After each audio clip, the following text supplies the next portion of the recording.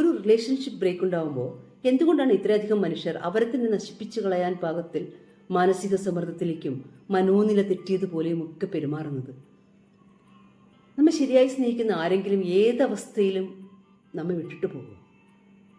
അപ്പോൾ ഇത്തരം മനുഷ്യർ നമ്മുടെ ജീവിതത്തിലേക്ക് വരുന്നത് അവരുടെ ആവശ്യങ്ങൾക്ക് വേണ്ടിയിട്ടാണ്, അവരുടെ ഒറ്റപ്പെടലിൽ നിന്നുള്ളൊരു മോചനത്തിന് വേണ്ടിയിട്ട്, അവരുടെ മുന്നോട്ടുള്ള പോക്കിന് വേണ്ടിയിട്ട്, അവരുടെ സാമ്പത്തിക നേട്ടത്തിന് വേണ്ടിയിട്ട്, അവർക്ക് നഷ്ടപ്പെട്ട ഇടങ്ങളിൽ നിന്ന് അതിനെ ഒന്ന് പൂർണ്ണമാക്കുന്നതിന് വേണ്ടിയിട്ട് അവർ അതിനെ സൗഹൃദമെന്നും പ്രണയമെന്നും സ്നേഹമെന്നും സാഹോദര്യമെന്നും ഒക്കെ വിളിക്കും.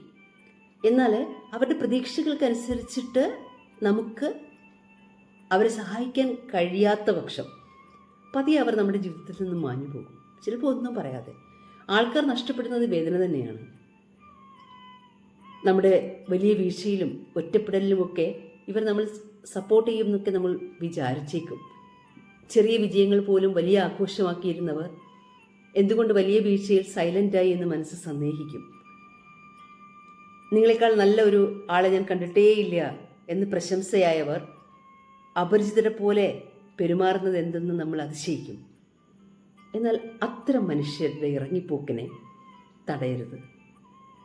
സ്നേഹത്തിനു വേണ്ടി അപേക്ഷിക്കരുത്. കൂടെ നിൽക്കാൻ യാചിക്കരുത്. നമ്മെ ഉപയോഗിക്കുന്ന മനുഷ്യർ ഇറങ്ങിപ്പോകുമ്പോൾ അത് നമ്മുടെ ജീവിതത്തിൻ്റെ ഒരു ക്ലെൻസിങ് ആണ് നടക്കുന്നത്. അതിൻ്റെ പോസിറ്റീവായിട്ടുള്ള കാര്യം എന്താണെന്നറിയോ?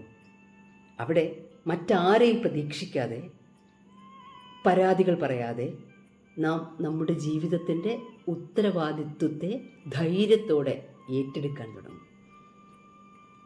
അങ്ങനെ ഉത്തരവാദിത്വം ഏറ്റെടുക്കുമ്പോൾ നാം പ്രകാശിക്കുന്നതിനോടൊപ്പം നമുക്ക് ചുറ്റുമുള്ള ഒരു ലോകവും പ്രകാശിക്കും. അതിനേക്കാൾ വലിയ എന്ത് എഡ്യൂക്കേഷനാണ് ഇവിടെ കിട്ടാനുള്ളത്?